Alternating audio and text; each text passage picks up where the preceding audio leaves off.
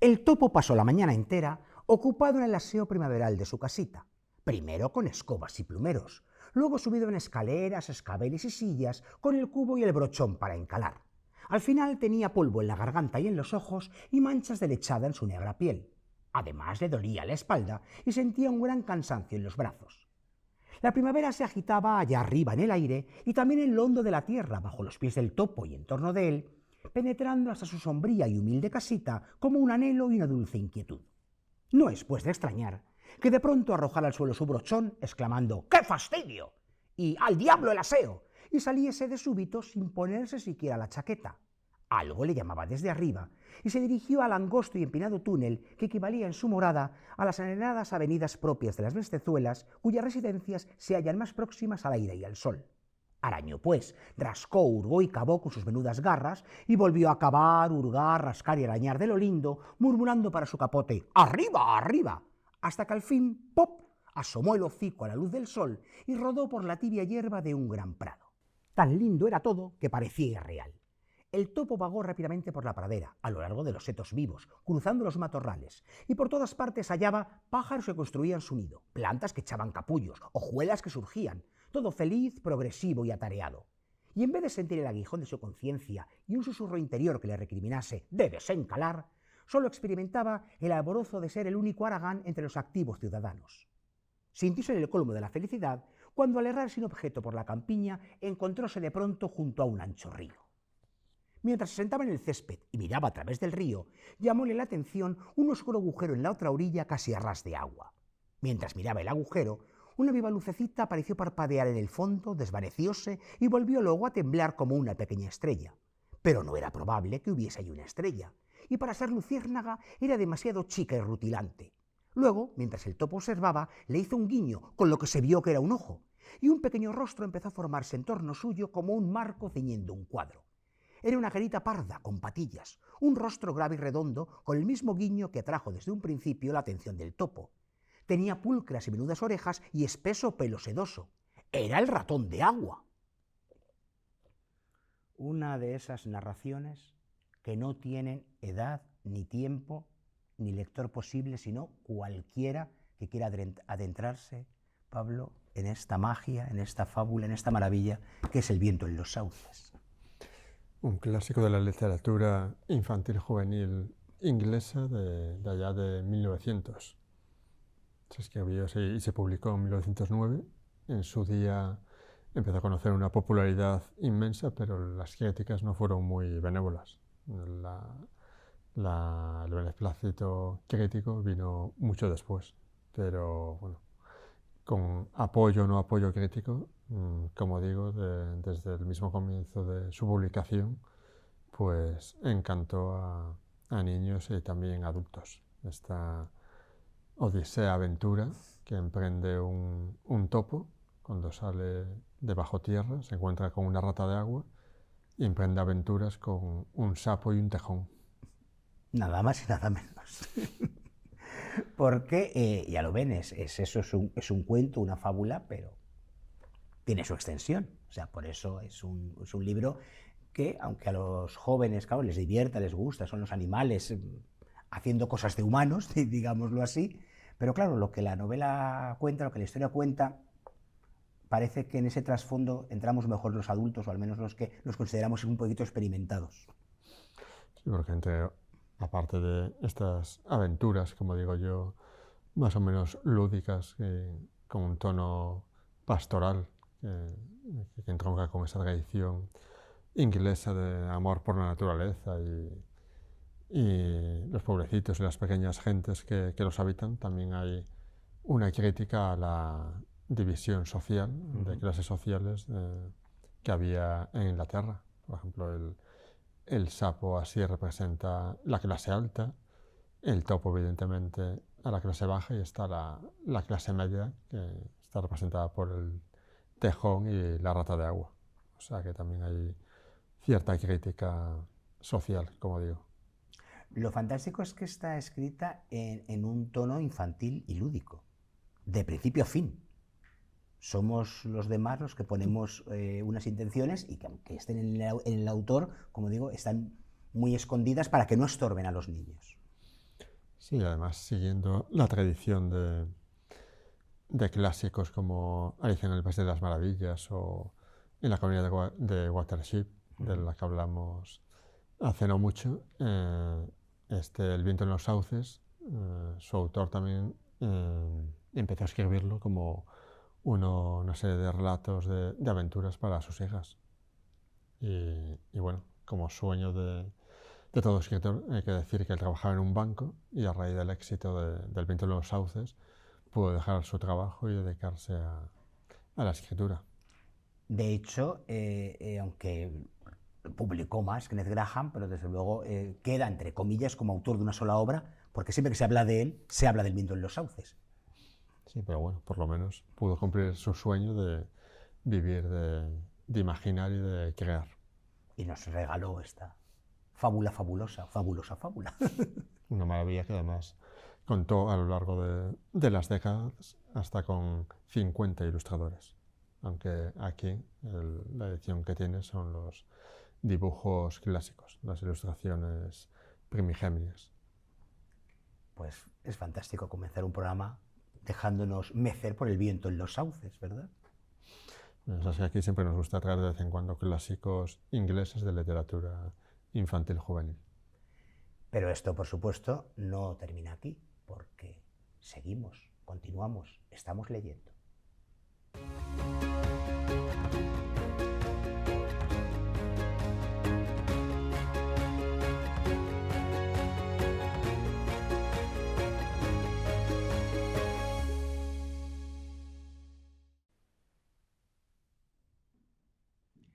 Saben ustedes que en general estoy muy en contra de las etiquetas, sobre todo porque constriñen, porque restringen, porque coartan. Entiendo que hay que tener las cosas más o menos clasificadas para saber en qué territorio nos movemos y que a la hora de ir a comprar un libro, a la hora de preguntar por él, a la hora de informar sobre él, nos vienen muy bien las etiquetas, las categorías, los géneros para identificarlo. Pero es que a veces eso es quedarse en muy poco. Les cuento por qué suelto este rollo. Porque el libro del que vamos a hablar ahora, cuando nos ofrecieron que nos ocupáramos de él en el programa, nos dijeron, se trata de una novela juvenil.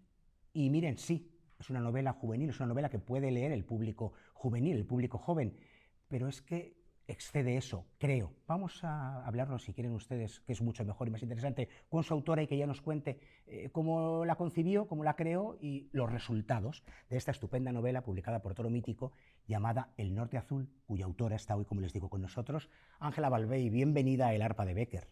Muchísimas gracias. Novela juvenil, entre otras cosas. Sí, entre otras cosas, es verdad. Las etiquetas sirven para que nos aclaremos un poco en un mundo lleno de variedad, ¿no? Porque hay mucha variedad. Y te das cuenta, todo en las redes sociales, ahora ya todo el mundo te etiqueta. La etiqueta es un signo de los tiempos también. Pero yo tengo ese impulso, probablemente kamikaze, de salirme de las etiquetas, ¿no? Porque es algo que va en mi naturaleza y siempre procuro, inconscientemente, porque no es algo que yo prevea realmente, pues que la etiqueta no me constriña a la hora de escribir un libro. Y supongo que eso ha pasado con este. Eres, sin duda, una de las escritoras más versátiles del panorama español contemporáneo desde hace ya unos cuantos años, que nos sorprende con cada novela, precisamente por eso, porque mezclas géneros, además con mucho acierto, porque se nota siempre esa voz peculiar y particular que nos gusta a Ángela Balvey, pero te ciñes, en ese sentido, como dices, a la historia que estás contando. Entonces, El Norte Azul, ¿cómo empezó a fraguarse en ti? ¿Qué fue, digamos, lo primero, el impulso? ¿Eras consciente de que ibas por novela juvenil? Tomemos la etiqueta. Bueno, yo siempre he querido escribir una novela que pueda ser dirigida al público juvenil en principio y que de alguna manera trascienda ese público, pero que se pueda leer. Bueno, supongo que es lo que pretendemos todos, ¿no? Que dentro de unos años, cuando alguien nos lea, no se le caiga el libro, como ocurre con tantos, y diga, esto pertenecía a una época y ahora ya no tiene sentido, ¿no? Pero en este caso nació de una historia de amor, como yo digo, de una historia de amor animal, de un sentimiento, y también de una mitología que existe, como todos la tenemos, pues supongo que que yo la tenía en mi almacén literario, en mi almacén cinematográfico, y se juntaron pues una historia distópica que podíamos llamar, ¿no? con una visión del mundo diferente, moralmente dando un giro y contemplando la naturaleza, lo que somos, lo que nos rodea, de una manera muy diferente a lo que ahora mismo estamos acostumbrados y a la realidad, vamos, de ahora. Es una de las palabras que sin duda surge cuando uno se adentra en el Norte Azul, distopía. También en sí novela de anticipación o de un posible futuro, y además en este caso, como suele ocurrir con las distopías, un futuro un tanto apocalíptico, sobre todo para la especie humana. Sí, bueno, podría ser, puestos a pensar que a veces yo lo he, digamos, meditado así, pero a la postre, ¿no? Una vez que ya había hecho la novela, he pensado que a lo mejor podríamos decir que esta novela es aquello que pasó antes del planeta de los simios, por ejemplo, ¿no? Cabe, ¿no? Porque realmente el panorama que presenta de las especies es muy diferente, como decía antes, y claro, ahí han ocurrido unos saltos evolutivos. Es que miramos la historia desde nuestro pequeño hueco en ese transcurrir de la pequeña historia del ser humano, pero si echamos la vista atrás a lo grande y tratamos de echarla hacia adelante también muy a lo grande, a lo mejor nos podríamos llevar sorpresas. Sorpresas como las que continuamente nos llevamos con este libro, porque como dices, es verdad que el público joven puede entrar y va a entrar perfectamente porque las distopías, lo digo, lo apocalíptico está muy en una vertiente que ahora se lleva mucho, los Juegos del Hambre, el Corredor del Laberinto, todas aquellas, las Pruebas del Laberinto, todas aquellas sagas que los jóvenes leen con interés, y ojalá de ahí sigan adelante cuando ya tengan más años y otros libros que leer por delante. Como dices, pero es verdad que el adulto, tenga la edad que tenga, primero, es verdad que reconoce ese imaginario del que tú hablas, porque se nota para bien que está ahí el planeta de los simios, se nota para bien que están muchas películas que hemos visto, pero se nota para bien que está la historia de la humanidad. Sí, efectivamente. Yo creo que eso es algo que no, digamos que no lo tienes en cuenta así muy racionalmente a la hora de ponerte a escribir, pero que opera, porque todos tenemos un bagaje del cual somos herederos y que nos hacen ser lo que somos. O sea, reelaboramos nuestras lecturas, nuestros mitos, esas cosas que nos impresionaron y todo genera pues un magma del cual salen nuevas ideas. Y es verdad lo que decías, que ahora mismo la distopía está muy en boga, quizás porque en el mundo que vivimos, a pesar de que es tan interesante desde tantos puntos de vista, pues no nos satisface plenamente, ¿no? Hay un deseo de explorar más allá de esta realidad, hiperrealidad que tenemos y que constantemente se nos devuelve a través de la tecnología, ¿no? A través de un teléfono móvil tienes una sobredosis de realidad, ¿no? Y quizás lo que buscamos son otras preguntas, otros mundos que no estén en este, que ya es difícil, ¿no? Tengo que leer la dedicatoria, introducción, porque es absolutamente maravillosa y creo que además marca por dónde nos vamos a mover. Para todos los perros, gatos, roedores, reptiles, pájaros, burros, anfibios, caballos y seres de cualquier especie que han sido abandonados alguna vez o lo serán por un humano. Sí. Claro, porque ese es el gran tema, bajo esa apariencia también de distopía, de un futuro posapocalíptico, podríamos decir, o no sabemos, pero que cualquiera sabe, ¿no? Hay muchas cosas que contar entre medias aquí, estamos contando una parte de una historia que podría ser posible, pero lo que subyace es algo muy humano y también que trasciende lo humano, como es el abandono.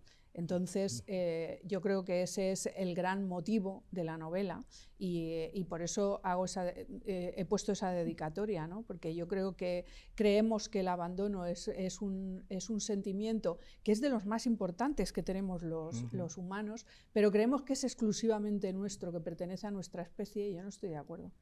Yo creo que un animal, por ejemplo, un perro, sí sabe perfectamente lo que es el abandono, lo sabe hoy, mucho más en esta historia que yo cuento en el futuro. Como dices, tu novela puede haber transcurrido, puede estar transcurriendo en parte, podrá transcurrir, o sea, también juegas muy bien con los tiempos, porque claro, es algo que puede estar en cualquier momento ahí, un momento de ruptura de la historia general.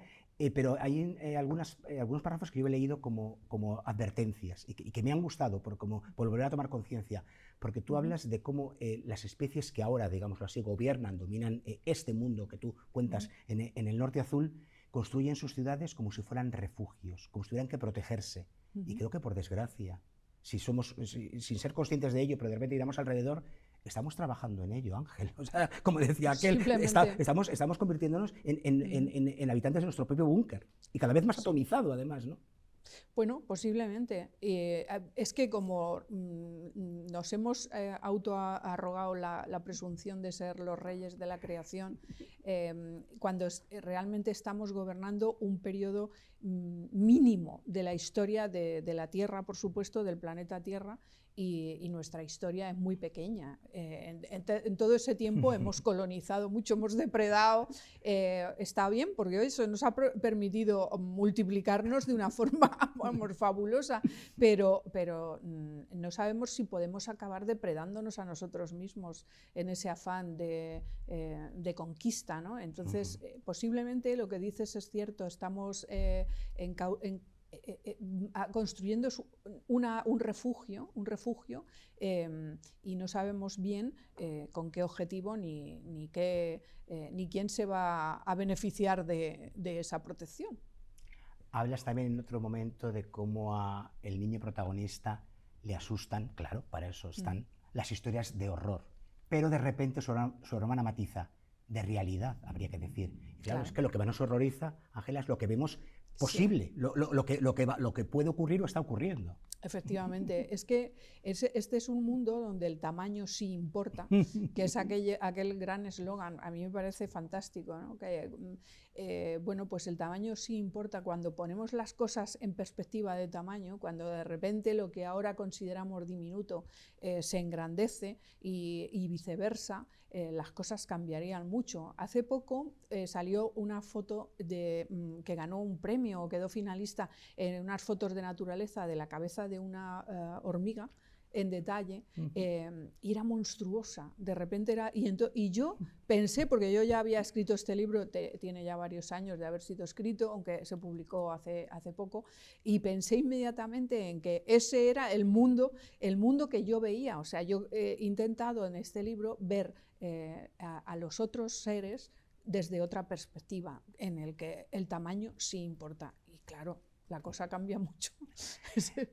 También para que no crean, obviamente, el tono es el tono que tiene que tener una historia como la que un poco estamos esbozando, que tampoco quiero yo contar mucho para que ustedes la descubran por sí mismos como siempre, pero bueno, dentro de ello también hay advertencias que me parecen positivas, porque uno se para, reflexiona y dice, aprovechémoslo.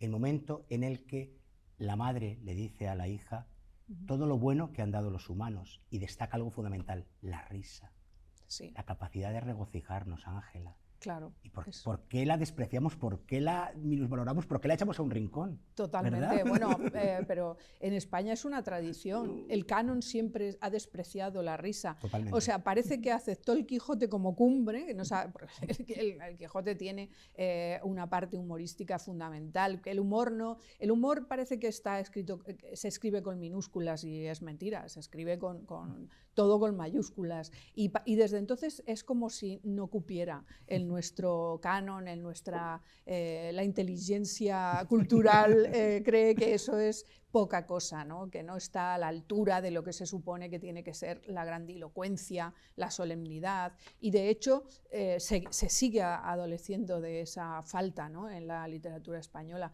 y yo creo que la risa que nos ha hecho humanos, la risa nos ha hecho humanos. Lo mismo que enterrar a los muertos, reírnos es algo que nos ha sobrepuesto por encima de nuestra animalidad. Y mira, a estas alturas pues todavía la consideramos una bagatela.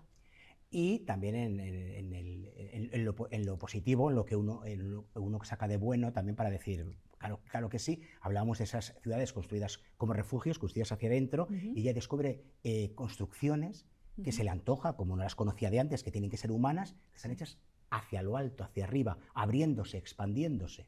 Sí, porque realmente el hecho de construir tiene mucho que ver con el miedo también con el miedo, por supuesto con muchos asuntos prácticos, pero es una demostración, la arquitectura siempre es la demostración de los valores, de los miedos, de las preocupaciones de cada momento histórico, ¿no? En un momento dado se construían catedrales y las catedrales eran los templos de Dios porque todo el sistema social se gestaba, se organizaba alrededor de la idea de Dios, de la plaza pública, Ahora las ciudades son de otra manera, pero nos encontramos en un cruce de caminos con herencia de otros tiempos que no sabemos muy bien cómo integrar, pero podemos pensar cómo se construirán las ciudades del futuro, como en la película esta que creo que se titulaba Elysius, me parece, cuando había una mega estructura por encima de la tierra, ¿no? Donde vivían los ricos, porque la tierra ya te la has destruido, ya la has convertido en un basurero, ¿no? Entonces no puedes destruir más. Claro, tienes que ir, los ricos, los que se lo pueden permitir, tienen que subir a un escalafón donde se encuentren a salvo de toda esa miseria que se ha quedado debajo, ¿no? Entonces, esto de las ciudades tiene mucho que ver con eso. En cada momento de la historia. No sabemos qué va a pasar en el futuro, pero pueden ocurrir cosas así. Y como digo, tú siempre buscando nuevas vías, mezclando géneros y demás, apareció en tu cabeza el norte azul, como dices, buscando en todo lo que tenías ahí, en el armario, como decís los escritores, un poquito hacia atrás, pero una vez terminó, ¿es más o menos lo que tú pensabas, lo que tú soñabas, o la propia escritura te llevó a este resultado?